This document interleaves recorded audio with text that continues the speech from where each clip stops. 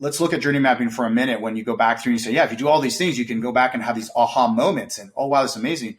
But what are those common mistakes that these organizations are doing when they try to do and implement journey mapping? Is there anything they're doing that's just like, yeah, this isn't the way it would actually work to do what you're trying to achieve?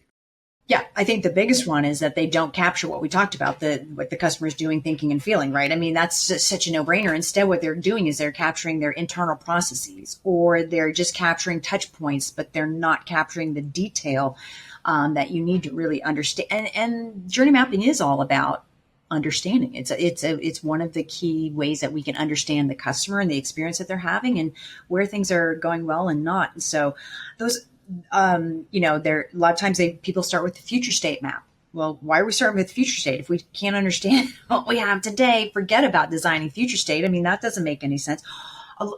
All customers are the same. We don't need to start with personas. Well, personas, you have to develop those personas. Different people, different groups of people have different needs, pain points, expectations, problem to solve. And so thinking that one journey map can fit every customer. And I'll give you a great example. I worked many years ago with a furniture rental company, and there were 3 different scenarios for their personas that were their 3 key personas. One was corporate relo, one was a military, and one military, like same thing, relo too, or just, being moved from one city to another and relocating them.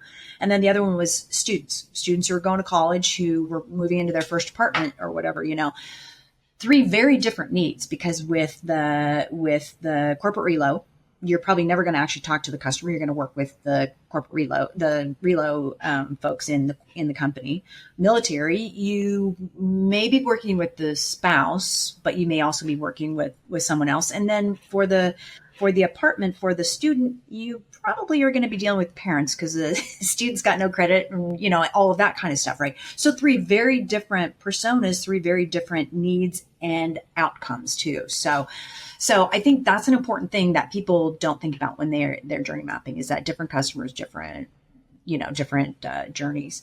Oh gosh, there's a ton of them. Those are probably some of the biggest issues that happen. Not putting data in your maps. You really need to bring the voice of the customer in your maps. Not mapping with customers or validating with customers if you're creating those assumptive maps internally, right? Not going back out and making sure that you're validating what you think the journey is and letting customers tell you, otherwise. So those are probably some of the bigger ones.